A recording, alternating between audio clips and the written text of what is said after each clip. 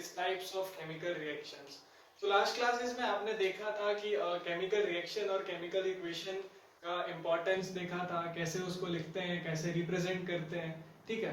सो उसके बाद हमारा फोर्थ टॉपिक था बैलेंस्ड केमिकल इक्वेशन। तो अभी हम लोग बैलेंसिंग को नहीं कर रहे हैं बिकॉज बैलेंसिंग जो है वो थोड़ा लंबा टॉपिक है और उसको लास्ट में करना is more useful according to me. So उसको लास्ट में करेंगे, अभी पहले थ्योरी खत्म कर लेते हैं। सो सेकेंड लेक्चर है हमारा टाइप्स ऑफ केमिकल रिएक्शन। सो देखिए बच्चों, टाइप्स ऑफ केमिकल रिएक्शन आपके यही होते हैं। ये जो रेड वाले लिखे हुए हैं आपको जो दिख रहे हैं, ये रेड वाले आपको उतना पढ़ना इंपॉर्टेंट, मतलब इंपॉर्टेंट तो सारा ही पढ़ना है ऑब्वियसली, लेकिन इन लोगों को बोला जाता है alternative type of chemical reactions. मतलब कि ये मेन नहीं है रेड वाले, ठीक है, मेन ये लोग हैं। ये चार जो है ना, combination, decomposition, single displacement, double displacement. क्योंकि देखिए बच्चों, कभी भी कॉम्बिनेशन वाला डिकम्पोजिशन होगा ऐसा नहीं है। मतलब ये वाला ऐसा हो, ये वाला ऐसा हो, या ये वाला ऐसा हो, मतलब ये चारों ही एक दूसरे से ना पूरी तरह से अलग है, एकदम एक दूसरे से लिंक नहीं खाते हैं, ठीक है। अगर कोई इस टाइप से बिलोंग करता है तो वो इसी से बिलोंग करता है, इनमें से किसी से बिलोंग नहीं करेगा, और ये बात इन चारों पे लागू होती है। लेकिन ये जो रेड वाले हैं ना, ये ऐसे नहीं है। जैसे अगर इन दोनों को आपस में हटा दिया जाए, जो आप थोड़ी देर बाद खुद समझ जाएंगे, अभी शायद आपको अजीब लगे, तो आप जैसे कि जो न्यूट्रलाइजेशन रिएक्शन है वो आपका डबल डिस्प्लेसमेंट हो सकता है, प्रेसिपिटेशन भी आपका डबल डिस्प्लेसमेंट हो सकता है। सो ये रेड वालों का आप ये चार्ट अभी कहीं पे बना लीजिए, आप बाद में समझेंगे कि इनको हम अलग कलर से क्यों लिखे थे, इसको अलग कलर से क्यों लिखे थे, ठीक है। So these are the all types of chemical reaction according to NCERT book, ठीक है। इनसे ज्यादा टाइप्स ऑफ केमिकल रिएक्शन आपको नहीं देखने को मिलेगा, यही है पूरा का पूरा, ठीक है। So let us discuss one by one each and every type of chemical reaction. So पहला आपका टाइप होता है कॉम्बिनेशन रिएक्शन, ठीक है। कॉम्बिनेशन रिएक्शन का ये मतलब हुआ कि जब आपका सिर्फ दो ही होना चाहिए कंपाउंड, ठीक है, कोई आप दो कंपाउंड को लें और वो लोग दोनों रिएक्शन होने के बाद किसी एक सिंगल प्रोडक्ट में फॉर्म हो, तो उसे हम लोग कहेंगे कॉम्बिनेशन। या फिर आप ऐसे कहिए कि कॉम्बिनेशन का मतलब होता है कंबाइन होना। तो जब दो रिएक्टेंट्स कंबाइन होकर के एक सिंगल प्रोडक्ट बनाएंगे तो हम उस रिएक्शन को कहेंगे कॉम्बिनेशन रिएक्शन। जैसे कि सपोज करिए आपके पास है A plus B and this gives AB. So what is this? This is a type of combination reaction. अब देखिए एक बात और है, अगर हम कह रहे हैं कि मान लीजिए आपने जैसे आपका ये प्रोडक्ट था पहले AC plus B और आपको मिलता है प्रोडक्ट AB plus C, तो क्या ये आपका कॉम्बिनेशन है?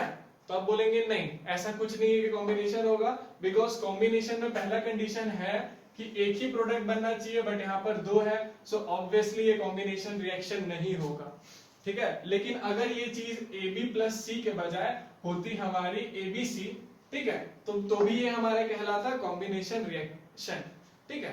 क्योंकि इससे फर्क नहीं पड़ता कि कितने मतलब कि जो शुरू में आपको मिल रहा है ना कंपाउंड, वो सिंगल है या नहीं। जैसे हो सकता है यहाँ पर सिर्फ होता आपका H2 plus O2, this gives H2O, ठीक है। सो जरूरी नहीं है कि H2 जो है वो सिर्फ H2 है। अगर ये इसकी जगह होता CaO प्लस H2O, तो ये भी आपका देता CaOH2, और ये आपका क्या है, कॉम्बिनेशन है। भले ये अकेला नहीं है, यहाँ पर तो अकेला था ना, H2 अकेला है, O2 अकेला है, तो आप कह सकते थे कि A जो है वो H2 है, B है वो O2 है, और AB जो है आपका वो हो जाएगा H2, ठीक है। सो ये तो है ही कॉम्बिनेशन, बट ये भी कॉम्बिनेशन है, ठीक है। आप ऐसे समझिए कि एक है ना यहाँ पे चीज, एक रिएक्टेंट है ना, यहाँ एक दूसरा रिएक्टेंट है ना, सो ये दो रिएक्टेंट्स जुड़ करके एक सिंगल प्रोडक्ट बनाए हैं, तो ये कहला रहे हैं हमारे क्या, कॉम्बिनेशन रिएक्शन। लेकिन सपोज करिए अगर बगल से आ रहा होता, तो इन केस H2 गैस अगर इवॉल्व हो रहा होता, तो क्या ये कॉम्बिनेशन होता? तो आप कहते हैं कि नहीं, कॉम्बिनेशन में एक ही प्रोडक्ट बनता है, ना कि एक से ज्यादा, ठीक है। उसी के साथ आपका सेकंड जो टाइप है वो है आपका डी। देखिए इसमें आपको एक एग्जांपल एनसीईआरटी के हिसाब से जानना है, जो कि जानना ही है ऑब्वियसली। सो आप पहले से जानते हैं, उसी को आप इसमें शो कर सकते हैं अगर एग्जाम में आएगा तो। Mg plus O2 gives MgO. This is a type of combination reaction. Balance अभी नहीं सीखे हैं तो बैलेंस करेंगे नहीं, ठीक है, सो डोंट वरी, इतना ही ठीक है अभी। और वैसे भी आप एग्जांपल देते वक्त बैलेंस्ड केमिकल इक्वेशन ही लिखे, ऐसा जरूरी नहीं है।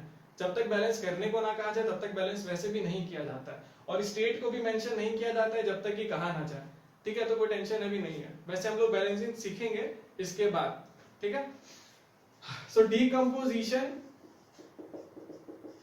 रिएक्शन कौन सा होगा? तो बच्चों बहुत ही सिंपल है, डीकंपोजिशन रिएक्शन हमारा कॉम्बिनेशन रिएक्शन का ठीक उल्टा होता है, बट एग्जैक्टली उल्टा भी नहीं होता है, वो आप अभी देखेंगे। डीकंपोजिशन रिएक्शन कहता है कि आप एक कोई रिएक्टेंट लें और आप उससे चाहे हीट पास करें, चाहे इलेक्ट्रिसिटी पास करें, चाहे सनलाइट पास करें, कुछ भी करें आप, बस वो जो आपका रिएक्टेंट है वो दो या दो से ज्यादा अलग अलग प्रोडक्ट्स में टूटे, तो वो कहलाएगा आपका डीकंपोजिशन रिएक्शन। गौर करने वाली बात यहाँ पर यह है कि यहाँ पर दो ही रिएक्टेंट्स जुड़ करके एक सिंगल बनाते थे प्रोडक्ट, बट यहाँ पर सिंगल प्रोडक्ट तो होगा, वहां पर सिंगल प्रोडक्ट था, बट यहाँ पर सिंगल रिएक्टेंट तो होगा, लेकिन जो प्रोडक्ट्स होंगे वो जरूरी नहीं है कि दो ही हो। जैसे यहाँ पर तो दो होते थे ना, बट यहाँ पर ये दो ही हो जरूरी नहीं है। ऐसा भी हो सकता है कि ये C जो है वो अलग से, यानी कि दो से ज्यादा भी अगर प्रोडक्ट्स मिलते हैं हमको तो भी वो डीकंपोजिशन रिएक्शन ही कहलाएगा। ठीक है, अब हम लोग एनसीईआरटी का एक एग्जांपल देखेंगे जो आपको ऑब्वियसली याद होना चाहिए, और सबको एक्चुअली ये और भी ज्यादा जरूरी है बिकॉज हम आपको शुरू में भी बताए थे ना, दो कॉमन नेम कैल्शियम ऑक्साइड और कैल्शियम हाइड्रोक्साइड का, दैट इज क्विकलाइम एंड स्लेकलाइम, हम बोले थे तब आप याद कर लेना। तो यहाँ पर फिर से आपको एक याद करना है टर्म जो आपको आगे तक यूजफुल होगा, that is the formula of limestone. ठीक है, लाइमस्टोन भी कहते हैं, मार्बल भी कहते हैं, आपका जो चौक होता है उसमें भी यही कंपाउंड होता है, और उसको हम यूज करेंगे टू रिप्रेजेंट डीकंपोजिशन रिएक्शन।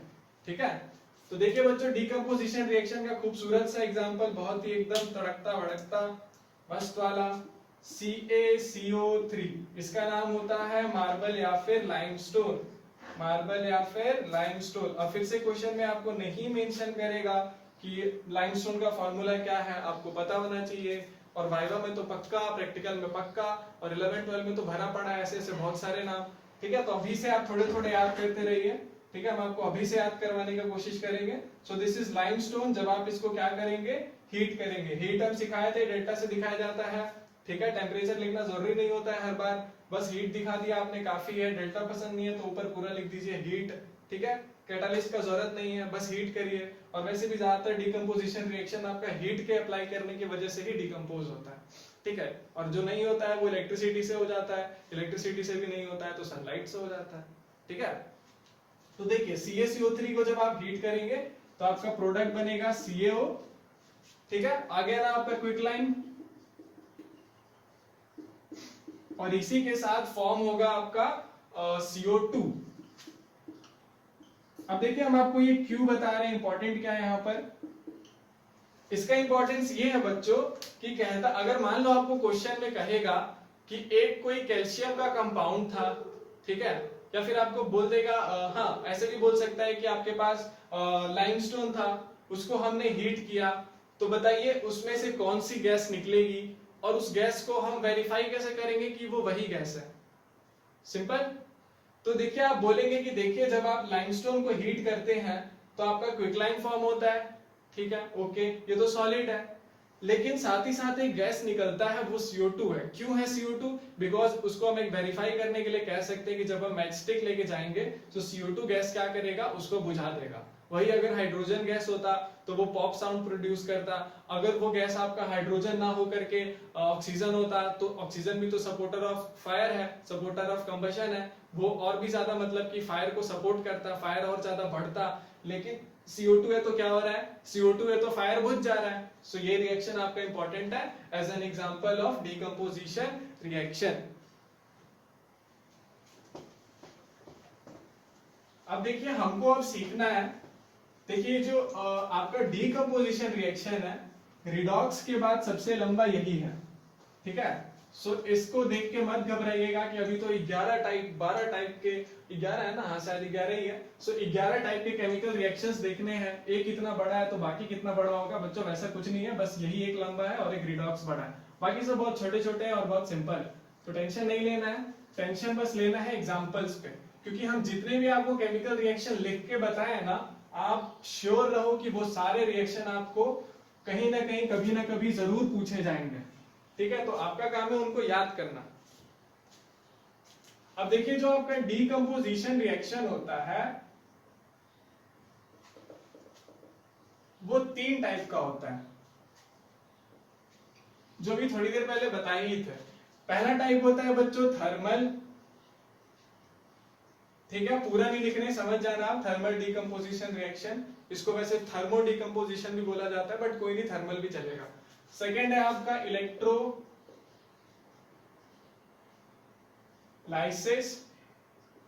या फिर इसको पूरा नाम देना है तो आप बोलेंगे इलेक्ट्रोलाइटिक डिकम्पोजिशन रिएक्शन, ठीक है। और थर्ड और आपका लास्ट है, या तो बोलिए फोटोलाइसिस सीधा, या फिर आप बोलिए फोटोलाइटिक, ठीक है। सो ये तीन टाइप होते हैं आपके डिकम्पोजिशन के।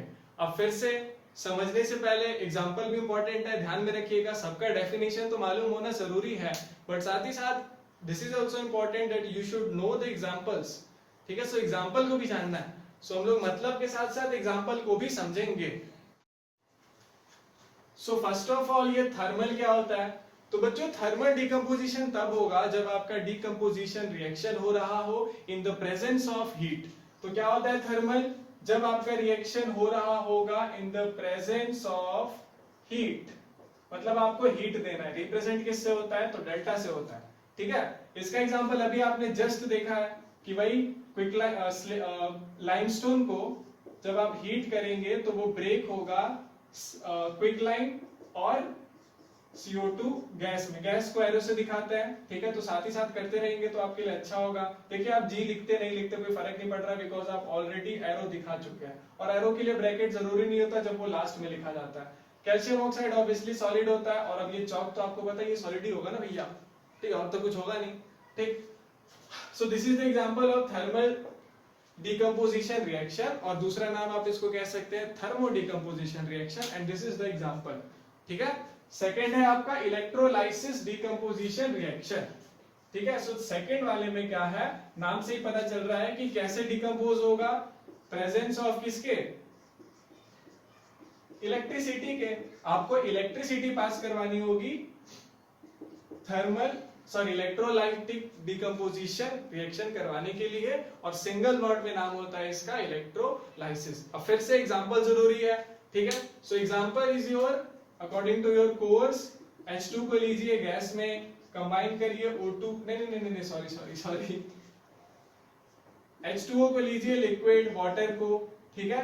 इसको आप इलेक्ट्रोलाइसिस करवाइए, कैसे करवाते हैं या बचपन में शायद सीखे होंगे, ठीक है। याद करिए आपकी बुक थी, अगर आप एस चांद बुक पढ़े हैं तो वहां पर होगा कि हम एक कैथोड लेते थे, एनोड लेते थे, यहाँ पे दो बीकर, नहीं आते तो देखिए कैसे होता था, यहाँ पर हम दो बीकर्स लेते थे, ठीक है, इलेक्ट्रोलाइसिस करवाते थे, यहाँ से बैटरी पास करवा के कुछ ऐसा होता था, ठीक है। एक जगह पे O2 गैस बनता था, एक जगह पे H2 गैस बनता था, और नीचे आपका होता था यहाँ पर वाटर, ठीक है, दैट इज यहाँ पर H2O।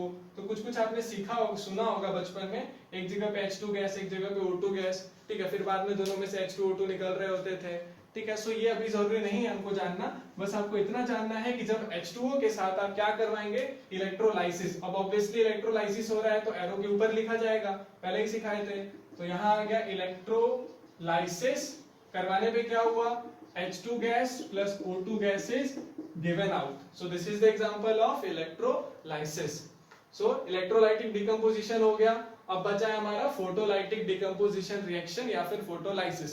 ये भी बहुत सिंपल है बच्चों आपका, इसका मतलब होता है जब आपका डिकम्पोजिशन हो रहा हो in the presence of sunlight, ठीक है। अब आप लोग यहाँ पे वो मत लगाने लगना फोटोसिंथेसिस, ठीक है, वो है तो लाइट के प्रेजेंस में ही होता है, लेकिन अब वो थोड़े ना डिकम्पोजिशन रिएक्शन है, ठीक है, वो भी हम लोग देखेंगे, वो दूसरे रिएक्शन का टाइप है, एग्जांपल है, इसका नहीं है। तो इसको आप समझने, देखिए इसका एग्जांपल भी बहुत इंपॉर्टेंट है, वो फोटोसिंथेसिस तो नहीं है लेकिन इंपॉर्टेंट जरूर है। ये आपका वैसे कैमरे वगैरह में यूज होता है, जो जानना हमको नहीं है नेसेसरी, ऑब्वियसली अभी तो नहीं है, बस आप इतना जानिए, इसका कलर आपको याद करना जरूरी है कि जब आप AgCl को लेंगे, ठीक है, सो जब AgCl सिल्वर क्लोराइड को, एक्चुअली AgCl2 सिल्वर क्लोराइड जो कि सॉलिड होता है, इसका कलर होता है आपका व्हाइट, ठीक है, और जब आप इसको सनलाइट से पास करवाएंगे तो ये Ag metal plus Cl2 gas में बाहर आएगा, ठीक है। और आपको पता है कि सिल्वर का कलर कैसा होता है, ग्रे, ठीक है। So this is the example of photolysis. So our fourth type is displacement reaction, ठीक है बच्चों। ये जो होता है ना डिस्प्लेसमेंट रिएक्शन, इसमें क्या होता है कि आपका एक ज्यादा रिएक्टिव एलिमेंट दूसरे कम रिएक्टिव एलिमेंट को उसकी जगह से डिस्प्लेस कर देता है या फिर उसकी जगह से उसको हटा देता है और खुद उसकी जगह पे जाके जुड़ जाता है, ठीक है। So this is known as displacement reaction. So displacement reaction में होता क्या है, तो सिंपली आप कह सकते हैं कि a more reactive element displaces less reactive element, ठीक है, सिंपल है। अब जैसे एग्जांपल अगर आपको देखना है तो देखिए, आपने शुरू में भी एक देखा था ना, जिंक जो था वो इवोल्यूशन ऑफ गैस वाला एग्जांपल, आप फिर से रिकॉल करिए। क्या होता था वहां पर, जो जिंक होता था वो H2SO4 में जा करके H2 को हटा के खुद ZnSO4 बनाता था और H2 गैस इवॉल्व हो जाता था, ठीक है। ये सॉलिड, ये एक्वस लिए थे हम लोग सेफ्टी के लिए, ये भी हम लोग लेते हैं एक्वस, और ये तो गैस होता ही है, ठीक है। तो देखिए क्या हुआ, जिंक ने हाइड्रोजन को डिस्प्लेस किया इसकी जगह से और खुद यहाँ पर आ गया और H2 गैस बेचारा यहाँ से निकल के बाहर चला गया। सो यहाँ पर क्या हो रहा है, डिस्प्लेसमेंट रिएक्शन, यानी कि मोर reactive element displaces less reactive element, और ये एग्जांपल काफी है। और अगर आप जानना चाहें तो देखिए बहुत मस्त, जिंक, ये भी एनसीईआरटी में है, जिंक प्लस HCl क्या करेगा, गैस करिए, फिर से भाई जिंक ज्यादा रिएक्टिव है ना, सो हाइड्रोजन को निकाल देगा, बनाएगा ZnCl plus H2 gas will be given out. Balancing अभी करना जरूरी नहीं है, छोड़ देते हैं, बाद में करेंगे, ठीक है, सिंपल। सो अगला आपका होता है next double displacement reaction. Reaction को शॉर्ट में ऐसे लिख सकते हो आप, REX ऊपर में है, पावर लिखते हो ना एक्सपोनेंट वैसे, ठीक है। सो डबल डिस्प्लेसमेंट रिएक्शन में क्या होता है, सिंपल, डिस्प्लेसमेंट दो बार होगा, ठीक है। मतलब एक एलिमेंट दूसरे को डिस्प्लेस करेगा, दूसरा एलिमेंट पहले वाले को डिस्प्लेस करेगा। नहीं समझ आया, देखिए आपने अभी एक थोड़ी देर पहले प्रेसिपिटेशन रिएक्शन एक देखा था ना, रिएक्शन जिसमें प्रेसिपिटेट बन रहा था, ठीक है। तो वो वाला रिएक्शन याद है, रिकॉल करें उसको, क्या था, खुद से लिखिए पॉज करके, क्या था वो वाला, उसमें था आपका बेरियम क्लोराइड, ठीक है, प्लस H2SO4, ठीक है। ये रिएक्ट करके क्या बनाते हैं, BaSO4 प्लस HCl, ठीक है। अभी क्या हो रहा है, देखिए जो यहां पर जो BaSO4 होता था वो क्या होता था, प्रेसिपिटेट, ठीक है। ऑब्वियसली प्रेसिपिटेट तो सॉलिड ही होता है, और ये तो आपका क्या होगा, एक्वस ही होगा, कंसंट्रेटेड मिलेगा नहीं क्योंकि हम लिए नहीं है। ये आपका डिल्यूट है यानी कि एक्वस है, ये मान लीजिए आपका ये तो सॉलिड ही होगा, ठीक है, मान लीजिए सॉलिड है, ठीक। तो आप ऐसा करवाएंगे तो क्या होगा, प्रेसिपिटेट बनेगा ना, ठीक है। सो बेसिकली क्या हो रहा था, जरा आप ध्यान दीजिए, Cl क्लोरीन के साथ पहले क्या था, Ba था, तो डबल डिस्प्लेसमेंट का मतलब हुआ कि यहाँ का एक एलिमेंट इधर आ जाए, ठीक है, और इधर वाला एलिमेंट आपका इधर आ जाए। देखिए वही हुआ है दो बार, Ba का क्या हुआ, Ba आ गया SO4 के साथ, Ba कहाँ गया है, SO4 के साथ, ठीक है। देखिए BO SO4 के साथ आ गया है और H किसके साथ आ गया है, Cl के साथ, जबकि H पहले हमारा SO4 के साथ। इन शॉर्ट आप कह सकते हैं कि जब AB प्लस जब आप CD करवाएंगे तो डबल डिस्प्लेसमेंट में क्या होगा, A जुड़ जाएगा D के साथ और आपका B जुड़ जाएगा C के साथ, ठीक है। So this is the example and this is the structure for double displacement reaction. अब देखिए नेक्स्ट जो आपका होता है बहुत ही सिंपल है, इससे सिंपल आपने नहीं सुना होगा। फोर्थ टाइप है आपका, देखिए ये जो आपके अभी तक तीन है, ये चौथा था ना, तो ये जो चार आपके टाइप्स है ना, ये मेजर टाइप है, ठीक है। ये चारों जो होते हैं टोटली एक दूसरे से डिफरेंट होते हैं। अब जो हम आपको बताने वाले हैं ना, वो लोग इन्हीं चारों में आते हैं, जैसे अभी हम बोलेंगे एंडोथर्मिक, ऑब्वियसली इन्हीं में से कोई ना कोई एंडोथर्मिक होगा। एक्सोथर्मिक बताएंगे वो भी इन्हीं में से कोई ना कोई होगा। प्रेसिपिटेशन बताएंगे वो भी इन्हीं में से कोई ना कोई होगा। रिडॉक्स भी इन्हीं में से होगा। ठीक है, सो जितने भी बचे हुए हैं ना वो सबके सब इन्हीं में से कोई ना कोई होंगे। ठीक है, न्यूट्रलाइजेशन भी इनमें से ही होगा। ठीक, सो टेंशन नहीं लेना, ये 4 हो गया तो आपने आधा खत्म कर लिया, अब बाकी का आधा बचा है। ठीक है, सो टाइप्स ऑफ रिएक्शन में हमारा 5th टाइप हम लोग कह रहे हैं किसको? प्रेसिपिटेशन रिएक्शन को। आप बोलेंगे हम यहाँ क्यों लिख रहे हैं, मिटाए नहीं इसको? अरे आप देख के ही पता चल रहा है ना, ये डबल डिस्प्लेसमेंट के साथ क्या क्या है, एरो लगा है ना, प्रेसिपिटेट है ना, तो यही हमारा एग्जांपल किसका हो जाएगा? प्रेसिपिटेशन रिएक्शन का। मान लीजिए आप एक एग्जांपल 2 बार नहीं लिखना चाहते हैं तो कोई दिक्कत नहीं है, यहाँ पर आप लिख लीजिए Na2, चेंज कर देते हैं। ठीक है, लीजिए यहाँ हम लिख दिए Na2SO4, तो यहाँ आपका बनेगा यहाँ बन जाएगा आपका NaCl सॉल्ट। लीजिए फिर से हो गया नया एग्जांपल तैयार प्रेसिपिटेशन रिएक्शन का। ये भी आपका एग्जांपल बुक में है, जाइए ढूंढ लीजिए, ढूंढना है तो। ठीक है, वैसे ये वाला है नहीं पता नहीं, इसके पहले वाला पक्का है, ये भी होगा आई थिंक। ठीक है, देख लेना आप, ऐसा लग तो रहा है होगा, बट कोई नहीं, आप दोनों देख लीजिए, दोनों में से जो अच्छा लगे आपको पसंद। ठीक है, सोडियम पसंद है तो सोडियम रखिए, हाइड्रोजन पसंद, बैरियम पसंद है तो जो पसंद है रखिए। ठीक है, यही होता है। तो 5th टाइप हो गया प्रेसिपिटेशन रिएक्शन। कंडीशन इसमें बस इतना है कि प्रेसिपिटेट बनना चाहिए, कोई फर्क नहीं पड़ता आप किस टाइप का रिएक्शन करवा रहे हैं। ठीक है, चाहे वो डिकम्पोजिशन हो, चाहे वो डिस्प्लेसमेंट हो, चाहे जो भी हो, बस प्रेसिपिटेट बनने से मतलब है। ठीक है, वैसे ज्यादातर प्रेसिपिटेट आपके डबल डिस्प्लेसमेंट में ही बनता है। ठीक है, बट कोई पूछेगा नहीं, चलिए फिर भी जानना जान जाइए। ठीक है, अब आपका जो 6th टाइप है हमारा न्यूट्रलाइजेशन रिएक्शन।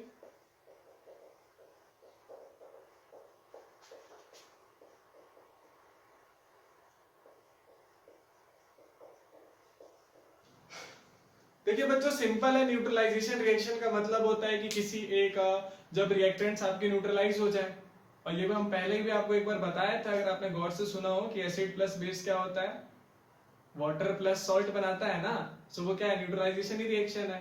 सो न्यूट्रलाइजेशन रिएक्शन का मतलब ये हुआ कि आप एक एसिड लें, ठीक है, आपको क्या करना है, कोई भी एक एसिड ले लेना है, उसमें क्या डालना है, बेस, तो ऑब्वियसली आपको पता है तबाही मच जाती है ऐसा करने से, तो आपका क्या फॉर्म होगा, सॉल्ट प्लस वाटर। अब ये डिपेंड करता है कि ये कब लिक्विड होगा कब गैस होगा। जब ज्यादा खतरनाक रिएक्शन होगा, एक्वस मीडियम में होगा तो ऑब्वियसली, एक्वस मतलब पानी में, डिल्यूट आप दोनों को लेंगे तो फिर लिक्विड ही रह जाएगा। ठीक है, हो सकता है तब भी गैस निकले, तो ये फिक्स नहीं रहता है कब H2O गैस रहेगा कब लिक्विड रहेगा, तो कोई नहीं, टेंशन नहीं। ठीक है, यही होता है। एग्जाम्पल अगर आपको देखना है तो सिंपल, एसिड सबका कॉमन, सबसे कॉमन HCl, ठीक है, बेस सबसे कॉमन NaOH, ठीक है, सॉल्ट सबसे कॉमन होता है NaCl नमक, और मिल जाता है आपको वाटर। ठीक है, इसको स्टेट लिखना जरूरी नहीं है, बट फिर भी आप मान लीजिए ये हमारा एक्वस मत मानिए, इसको बस आप लिक्विड मानिए, इसको भी लिक्विड मानिए, तो ये आपका होगा सॉलिड और ये आपका होगा लिक्विड। ठीक है, एक्चुअली ये गैस बन के निकलेगा ना, सॉरी। ठीक है, एक्वस होता तो वो लिक्विड होता, बट जरूरी नहीं है। ठीक है, इतना काफी है। So this is the example for neutralization reaction and this is the 6th one। इसमें क्या इंपॉर्टेंट होता है कि आपका रिएक्टेंट में एक एसिड और एक बेस हो। आपका 7th टाइप हो जाएगा एक्सोथर्मिक, और इसी से मिलता जुलता हो जाएगा आपका 8th वाला एंडोथर्मिक। ये भी बहुत सिंपल है। देखिए एक्सोथर्मिक का मतलब ये हुआ कि जब हीट बाहर निकलेगा, हीट एनर्जी बाहर आएगा, मतलब क्या होगा आपका, इसमें टेम्परेचर जो होगा प्रोडक्ट का, किसका, प्रोडक्ट का टेम्परेचर इसमें इंक्रीज होगा, जबकि इसमें टेम्परेचर क्या होगा, डिक्रीज होगा। मजा आ रहा है, सिंपल लग रहा है। एक्सो मतलब बाहर निकलना, एंडो मतलब अंदर लेना, मतलब इसको आप जो गरम गरम टेम्परेचर देंगे ये उसको खा जाएगा, लेकिन अगर आप इसमें टेम्परेचर तो देना ही मत, इसको बस आप रिएक्शन करवा दो, आपका एक्सोथर्मिक हो जाएगा। एग्जांपल दे तो अभी आप थोड़ी देर पहले ही देखे थे कि जब आप CaO में डालते हैं, ये कौन सा रिएक्शन था, कॉम्बिनेशन भी था, CaO को जब आप डालते हैं H2O में तो निकलता है CaOH2, that is slaked lime, बार बार बोल रहे हैं तो ताकि याद हो जाए। ठीक है, CaO plus H2O will give CaOH2 and this is a type of combination as well as this is a type of exothermic reaction because यहाँ पर एनर्जी जो है 15,000 जो कैलोरीज था वो क्या हो रहा था, हीट बाहर आ जा रहा था।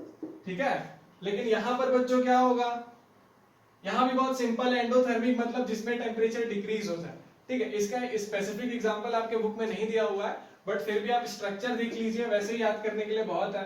तो समझ जाइए एंडोथर्मिक का मतलब हुआ, जैसे मान लीजिए A प्लस बी आपने किया, वो दे देता है आपको C प्लस डी, ठीक है। ये हो सकता है कॉम्बिनेशन भी हो, डिस्प्लेसमेंट भी हो, डबल कुछ भी हो, मैटर क्या करता है कि हीट एनर्जी यहाँ पर प्लस होने की बजाय माइनस हो जाए, ठीक है। मान लीजिए माइनस लिखना पसंद नहीं आ रहा, तो ऐसे समझिए कि A प्लस बी में आपने क्या दिया था, टेम्परेचर एकदम गर्म कर रहे थे आप इसको, गर्म होने के बावजूद भी ये क्या हुआ, C प्लस डी ठंडा हो गया, ठीक है।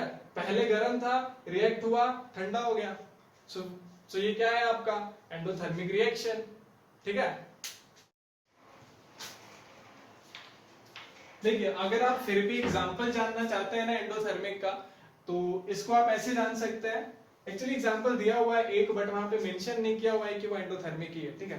तो हम आपको मेंशन करके बताते हैं। ये एग्जांपल आप पहले देख चुके हैं, याद है लाइमस्टोन वाला, CaCO3 क्या होता था, हम इसको हीट करते थे तो ये टूटता था CaO प्लस CO2 में, ठीक है। हो सकता है कॉम्पिटिटिव एग्जाम में आपका यूजफुल हो, तो आप जाने रहिए कि इस तरह का रिएक्शन में क्या होता है ना, हीट देने के बावजूद ये टोटल टेम्परेचर जो होता है वो कम ही होता है, ठीक है। सो मतलब कि ये पहले गर्म था, बाद में ठंडा हो जाता है, ठीक है। मतलब टेम्परेचर यहाँ पे डिक्रीज होता है, मतलब टेम्परेचर यहाँ पे एब्जॉर्ब होता, मतलब हीट एनर्जी यहाँ पे एब्जॉर्ब होता है। तो आप इसको ऐसे भी समझ सकते हैं कि एक्सोथर्मिक में क्या होता है, हीट एनर्जी रिलीज होता है, और इसमें क्या होता है आपका एंडोथर्मिक में, हीट एनर्जी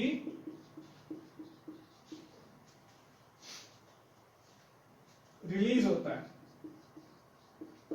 ठीक है। So this is all about your exothermic, endothermic and neutralisation reaction. Precipitation आपने पढ़ लिया, अब आपका लास्ट बचा हुआ है। वैसे और भी एग्जाम और भी टाइप होते हैं, बट नॉट नेसेसरी सबको आज ही थोड़ी, मतलब सबको इसी क्लास में थोड़ी जान लोगे आप, थोड़ा आगे के लिए रखो, ठीक है। अभी तो बहुत कुछ देखना है, बहुत कुछ सीखना है, अभी तो बस शुरुआत है। सो अगला आपका टाइप होता है next type, that is most important, और थोड़ा सा लंबा भी है, थोड़ा लेंथी भी है, जल्दी समझ नहीं आता है, आ भी जाता है तो भूल जाते हो आप लोग, ठीक है। सबने नाम गैस कर ही लिया होगा already, that is your redox reaction. देखिए रिडॉक्स का मतलब हुआ RED, रिड, ठीक है, red. So red stands for reduction and ox stands for oxidation, ठीक है। सो इसको आप वर्ड्स में ऐसे समझ सकते हैं कि जब आपका किसी एक रिएक्शन में रिडक्शन और ऑक्सीडेशन दोनों ही साथ साथ हो रहा हो, तो वैसे रिएक्शंस को हम लोग कहते हैं रिडॉक्स रिएक्शन, ठीक है। अब है कि इसका एग्जांपल हम लोग थोड़ी देर बाद देखते हैं रिडॉक्स का। उससे पहले जरूरी है कि हम लोग ये समझे कि what is oxidation and what is reduction. बहुतों को पता होगा, ठीक है, बट फिर भी मेरे तरीके से थोड़ा सुनिए कैसे याद होता है कि नहीं, ठीक है।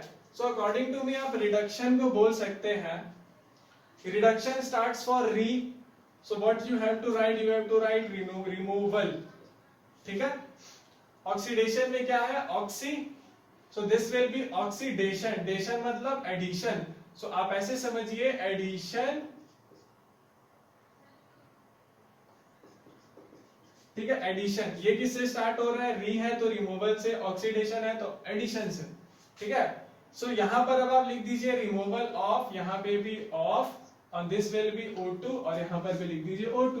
बन गया पहला डेफिनेशन, ठीक है। So removal of oxygen is reduction and addition of oxygen is oxidation. अब ऑक्सीडेशन आपको ऑक्सी से ही स्टार्ट हो रहा है, यानी ऑक्सीजन को प्रायोरिटी देना है। ऑब्वियसली अब ऑक्सीजन को छोड़ेगा तो नहीं लेगा ही ना। सो ऑक्सीडेशन मतलब हुआ ऑक्सीजन का ऐड होना, रिडक्शन मतलब हुआ ऑक्सीजन का रिमूव होना, ठीक है।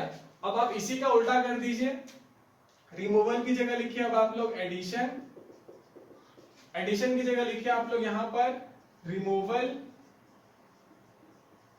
यहां लिख दीजिए ऑफ, यहां पे भी ऑफ, यहां है O2 तो यहां लिखिए H2, यहां भी लिखिए H2, ठीक है। दूसरा डेफिनेशन तैयार हो गया, addition of oxygen addition of hydrogen is reduction and removal of hydrogen is oxidation. ठीक है, अब आप लोग ऑयल और रिंग फॉर्म तो जानोगे नहीं, ठीक है। अब कुछ लोग आपको महान बुद्धिजीवी लोग सिखाएंगे कि अरे ऑक्सीडेशन ऑक्सीजन से लेना देना नहीं है, एक ट्रिक सिखाते हैं, देखो इलेक्ट्रॉन कम हो रहा है ज्यादा हो रहा है, ऑक्सीडेशन नंबर लिखो। ऐसे फालतू की चीजें कोई बताए तो प्लीज मत सुनो, वेस्ट ऑफ टाइम है, कोई जरूरी नहीं उतना जानना। This is sufficient till class 10th। ज्यादा जानने का जब टाइम आएगा तब जाना चाहेगा, कॉम्पिटिटिव जब आप पढ़ोगे तब जानना, अभी टाइम वेस्ट नहीं करना है, बस इतना जानना है, दैट इज इट। ठीक है, अब हम लोग देखेंगे एग्जांपल्स। अब समझ चुके हैं आप लोग रिडक्शन ऑक्सीडेशन क्या होता है, फिर भी नहीं समझे तो समझ जाइए ना। लीजिए स्ट्रक्चर बना दें, ये रहा AO, इसको आपने क्या किया, कुछ रिएक्शन करवाया, सो ये बन गया आपका A+O। क्या हो रहा है, A में से ऑक्सीजन निकल रहा है ना, तो क्या हो रहा है, वो removal of oxygen is reduction. So ये आपका एग्जांपल हो गया रिडक्शन का। ठीक है, एडिशन ऑफ हाइड्रोजन मतलब A+H2 कर दीजिए, तो बन जाएगा आपका AH2। So this is what, this is addition of hydrogen and this is known as reduction. उसका उल्टा आप लिख लीजिए यहाँ पर, एडिशन ऑफ ऑक्सीजन है ना, ठीक है, तो A+O2 will give AO2 and removal of H2 means AH2 में से आपने A+H2 को अलग अलग कर दिया। सो ये क्या हो गया आपका ऑक्सीडेशन। ठीक है, सो सिंपली है, कोई टफ नहीं है, हमको ऐसे छोटे छोटे एग्जांपल देखने का जरूरत नहीं है, आने नहीं वाला, आएगा तो आपका रिडॉक्स रिएक्शन। ठीक है, और रिडॉक्स में ही आप अच्छे से समझेंगे कि what is reducing agent and what is oxidising agent. Short में होता है, अगर किसी के साथ रिडक्शन हो रहा है ना, तो उसको छोड़ के जो दूसरा होगा ना एलिमेंट, वो हो जाएगा आपका ऑक्सीडाइजिंग एजेंट। सॉरी, अगर कोई एक आप जैसे रुकिए हम एग्जांपल बताते हैं, जैसे आपको Cu plus H2O, this gives CuO plus H2। ठीक है, सपोज करिए केमिकल रिएक्शन है, हमने अपने मन से ले लिया है। ठीक है, तो क्या हो रहा है बच्चों, जरा ध्यान दीजिए कि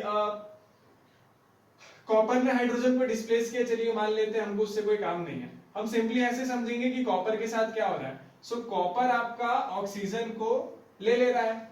ठीक है, सो जब किसी के साथ एडिशन ऑफ ऑक्सीजन हो तो उसके साथ क्या हो रहा होता है उस टाइम पे, addition of oxygen is your oxidation, यानी कि Cu इज ऑक्सी, ऐसे आप लिखिए, सपोज आप ऐसे ही लिखिए, यहां पर यहां से यहां जाने में क्या हुआ है, ऑक्सीडेशन। ठीक है, ऐसे ही दिखाया जाता है, वैसे रिएक्शन के अंदर दिखाना हो तो वैसे दिखाते हैं बड़े बच्चे लोग लिखते हैं कि copper is oxidised, H2O is reduced, तो वैसे नहीं लिखेंगे हम लोग, वैसे ही लिखेंगे। ठीक है, अब देखिए जो H2O था, इसमें से क्या हुआ, ऑक्सीजन यहां से यहां आने में रिमूव हुआ है। अब रिमूवल ऑफ ऑक्सीजन क्या होता है, देख लीजिए, रिडक्शन, तो ये हो गया हमारा रिडक्शन। ठीक है, अब देखिए हम आपसे पूछेंगे what is reducing agent and what is oxidising agent.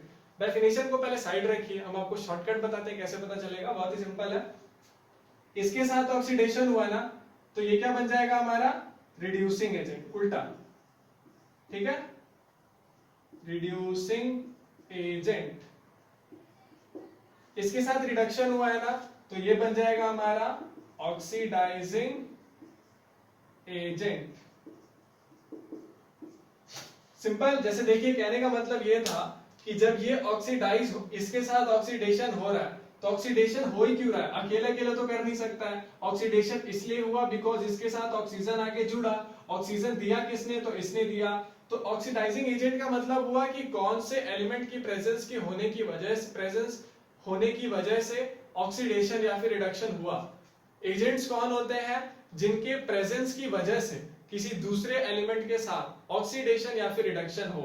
अगर उसके प्रेजेंस से उसके साथ वाला एलिमेंट, उसका नेबर ऑक्सीडाइज हो रहा है, तो वो खुद ऑक्सीडाइजिंग एजेंट कहलाएगा। अगर उसके साथ वाला रिड्यूस हो रहा है, रिडक्शन हो रहा है उसके साथ, तो आपका दूसरा वाला एलिमेंट खुद रिड्यूसिंग एजेंट कहलाएगा। जैसे यहाँ पर ये आपका क्या हो रहा था, ऑक्सीडेशन, तो करवा कौन रहा है, ये ना, तो ये हो गया ऑक्सीडाइजिंग एजेंट। इन शॉर्ट, जो चीज ऑक्सीडेशन करेगी वो होगी रिड्यूसिंग एजेंट, जो चीज रिडक्शन करेगी वो होगी oxidising agent. And this is the simplest way to understand oxidation, reduction, oxidising agent and reducing agent according to me. आपका पता नहीं, ठीक है, चिंकी मिंकी बोलती है ना, छोड़िए। तो ये हो गया हमारा रिडॉक्स रिएक्शन खत्म। इसी के साथ ये पांचवा और हमारा आखिरी टाइप था रिडक्शन ऑक्सीडेशन। ये 5 ही टाइप होते हैं आपके टाइप ऑफ रिएक्शन में, और रिडक्शन और ऑक्सीडेशन को हम लोग और अच्छे से और बाकी के टाइप्स को भी और अच्छे से तब जानेंगे जब हम लोग बैलेंसिंग पढ़ेंगे। सो जब बैलेंस करोगे ना आप लोग, तो हम आपको उस समय जस्टिफाई करते रहेंगे ना कि कौन सा वाला प्रेसिपिटेशन है, कौन सा आपका ऑक्सीडेशन है, कौन सा डिस्प्लेसमेंट है, कौन सा डबल डिस्प्लेसमेंट है। लेट मी रब थोड़ा कट करता है। Last topic is corrosion and rancidity. Balancing हम लोगों ने लास्ट में करने के लिए छोड़ा हुआ है, ठीक है। सो कोरोजन और रेंसिडिटी बच्चों आपका पहले तो ये कि ये दोनों ही टर्म्स ना ऑक्सीडेशन से रिलेटेड है, ठीक है। अभी आपने लास्ट टाइम सुना था ना what is a redox reaction. So redox reaction में आपको याद होगा कि आपने ऑक्सीडेशन देखा था। सो ये जो रेंसिडिटी और कोरोजन है ये उन्हीं का एक पार्ट है, ठीक है। ऑक्सीडेशन होना ही रेंसिडिटी और कोरोजन होते हैं। बट जैसा कि आपने देखा होगा, अभी नोट भी कर लिया होगा या फिर स्क्रीनशॉट लिया होगा डेफिनेशन के अकॉर्डिंगली, ठीक है। सो कोई बड़ा चीज नहीं है, बहुत ही सिंपल सा है कि आपका रेंसिडिटी कब होगा, जब आपका कोई एक फूड मटेरियल आपके पास हो, उसमें presence of oils and fats हो, ठीक है। ऑब्वियसली फूड मटेरियल है तो ऑयल्स एंड फैट्स तो होगा ही।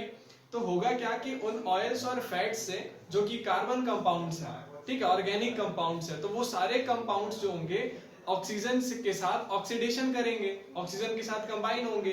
फिर ऑक्सीडेशन होने की वजह से उनके टेस्ट में, उनके कलर में, उनके स्मेल में चेंज आना इज नोन एज रेंसिडिटी, ठीक है।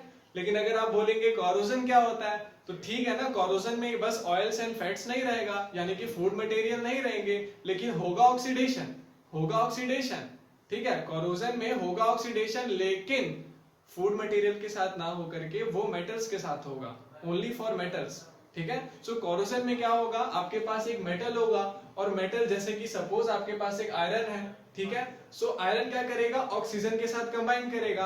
अब आपको पता है कि हर रिएक्शन एकदम फटाक से पॉसिबल नहीं होता है। जैसे अगर आप देखेंगे कि जो Fe होता है वो ऑक्सीजन के साथ कंबाइन होकर के FeO भी बनाता है, जो Fe है वही ऑक्सीजन के साथ कंबाइन करके बनाता है Fe2O3 भी बनाता है, ठीक है, Fe3O4 भी बनाता है।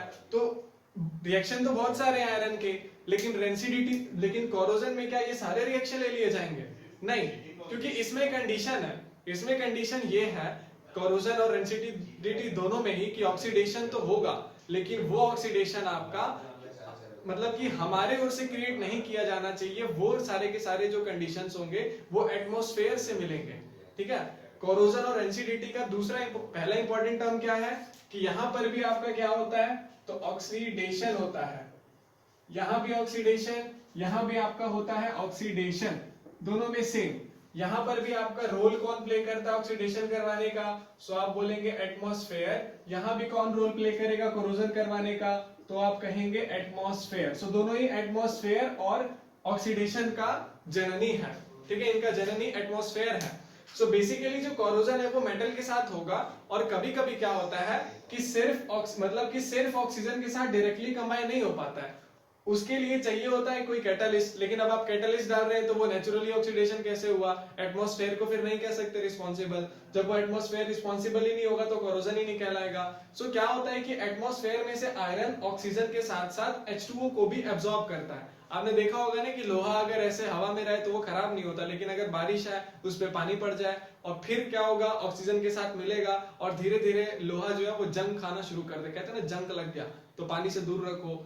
ऐसा भी नहीं है कि पानी के साथ ही रह के आयरन जो है वो रस्ट बना लेगा, नहीं, ऑक्सीजन भी चाहिए, पानी भी चाहिए। आपको भरोसा नहीं है तो आप एक लेना कंटेनर, उसमें पानी डालना, आयरन डाल के छोड़ देना और उसको क्लोज करना, ऑक्सीजन जाने का कोई सोर्स मत देना, तो देखना आयरन प्लस वाटर भी आपका ऑक्सीडेशन नहीं शो करेगा। सो ये दोनों चीजें चाहिए, और आपको पता है कि एटमॉस्फेयर में तो ये दोनों ही चीजें प्रेजेंट है। So this is a natural process giving iron rust, ठीक है। और बच्चों इसका नाम होता है, ये देखिए रस्ट का फॉर्मूला है, बहुतों को नहीं पता होता है लेकिन जानना बहुत जरूरी है, ये आगे भी आपको आएगा डेफिनेटली। ये रस्ट का फॉर्मूला है Fe2O3.XH2O, ठीक है। और इसको हम लोग दूसरे नाम से बोलते हैं हाइड्रेटेड फेरिक ऑक्साइड, ठीक है। देखिए इसे बोला जाता है फेरियस ऑक्साइड, ये भी आपका है फेरिक ऑक्साइड, लेकिन इसमें हाइड्रो, देखिए X का मतलब है कोई नंबर है 10H2O 11H2O, वो आप आगे पढ़ेंगे, ठीक है, कोई टेंशन नहीं है, समझ जाएंगे हाइड्रेटेड का क्या मतलब होता है जब आपका आईसीएससी वाले बच्चे जानते होंगे। सो सिंपली XH2O का मतलब है कि some molecules of water are attached with iron, ठीक है। रस्ट बनी क्यों रहा है, क्योंकि पानी के साथ वो रिएक्ट कर रहा है ना, सो ये हाइड्रेटेड है, सो दैट्स व्हाई इसका दूसरा नाम होता है हाइड्रेटेड फेरिक ऑक्साइड। सो दूसरा नाम आपको नोट करना है, दैट इज हाइड्रेटेड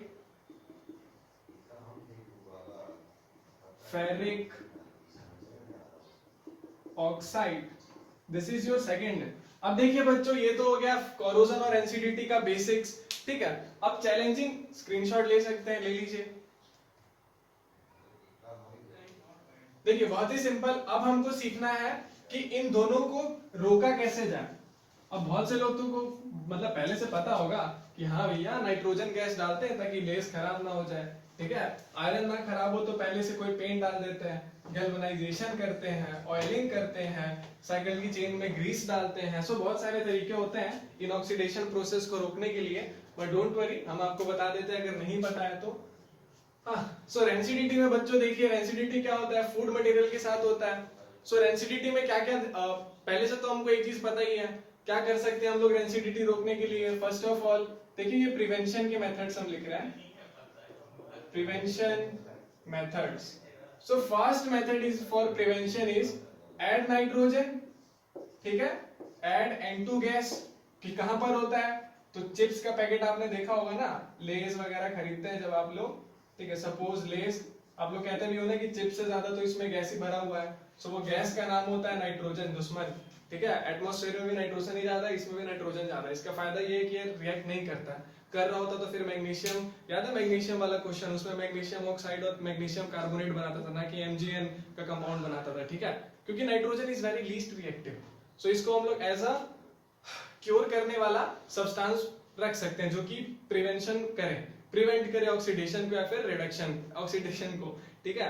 सो ये एक मेथड हुआ फूड स्टफ को कंट्रोल करने का, N2 का।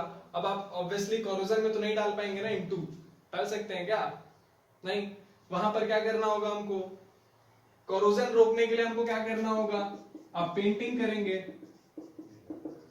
किससे करेंगे अब वो आपके ऊपर है, किसी भी ऐसे सब्सटेंस से पेंट करिए जो कि रिएक्ट ना करता हो मेटल के साथ, ठीक है, और मेटल के साथ भी रिएक्ट ना करे, साथ ही साथ एटमॉस्फेयर के साथ भी रिएक्ट ना करे, क्योंकि अगर एटमॉस्फेयर के साथ अगर आपका जो पेंटिंग आपने जिस चीज से की है वो खुद रिएक्ट करने लग गया अगर एटमॉस्फेयर के साथ, सो पहले तो खुद डैमेज होगा फिर मेटल को भी डैमेज करेगा, सो ये नहीं होना चाहिए, ठीक है। सेकेंड थिंग इज आप जो कर सकते हैं कोरोजन को रोकने का वो है, अच्छा यहाँ का सेकेंड चीज पहले देख लीजिए, बहुत ही सिंपल है, आप वैक्यूम दे दीजिए, वैक्यूम पैकिंग करिए, सिंपल वैक्यूम पैकिंग कर सकते हैं आप रेंसिडिटी को रोकने के लिए।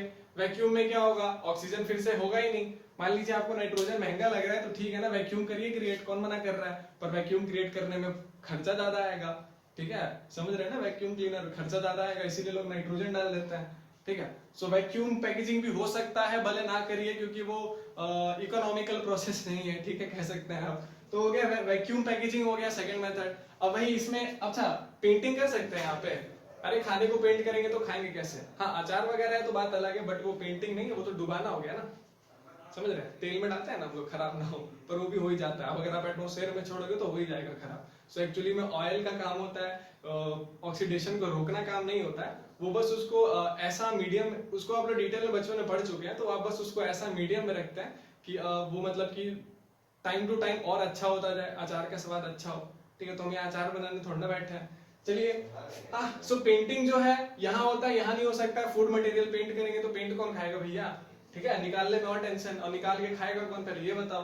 तो यहाँ पेंटिंग हो सकती है, यहाँ N2 गैस डाल सकते हैं, वैक्यूम डाल रख सकते हैं।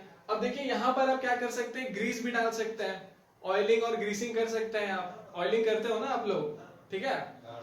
अब ये ऑयलिंग को आप रेंसिडिटी मत बना देना, ठीक है, यहाँ अलग है, मेटल में ऑयल डालना अलग होता है, ये अलग तरह से एक्ट करेगा। सो बेसिकली यहाँ पर हम क्या कर सकते हैं, ग्रीसिंग जो कि अच्छा होता है एज कंपेयर टू ऑयलिंग, ठीक है।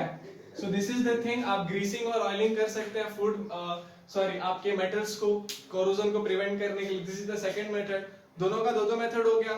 अब अगर आप लोग तीसरा मेथड देखना चाहें, सो आप रेफ्रिजरेंट यूज कर सकते हैं, फ्रिज में डालते हैं ना आप लोग, तो वहां पर भी क्या होता है, ऐसा टेम्परेचर मिलता है, ऐसा टेम्परेचर मिलता है कि ऐसा कंडीशन वो क्रिएट कर देता है कि भैया अब ऑक्सीजन रिएक्ट ही नहीं करेगा। अब रिएक्ट करवाने के लिए एक सफिशिएंट टेम्परेचर चाहिए ना भैया, टेम्परेचर ही आप गड़बड़ कर देंगे तो रिएक्शन कैसे होगा। टेम्परेचर बेसिकली करता है क्या, एनर्जी तो दे रहा है ना रिएक्ट करवाने का, कि लो भैया हम तुमको ताकत दिया, भागो, खाली पेट भागोगे, थक जाओगे, रुकोगे ना। तो टेम्परेचर बढ़ा देने का मतलब क्या है, कमजोर कर दिया हम, तो फिर क्या होगा, रिएक्शन होगा ही नहीं, यानी कि ऑक्सीडेशन होगा ही नहीं। इसीलिए तो आप खाना फ्रिज में रखते हो ताकि खराब ना हो, ठीक है। और लास्ट वाला आप कह सकते हैं, फोर्थ और लास्ट, वैसे 3 काफी होता है, बट और कह सकते हैं आप vacuum, refrigerant, N2 gas, antioxidants,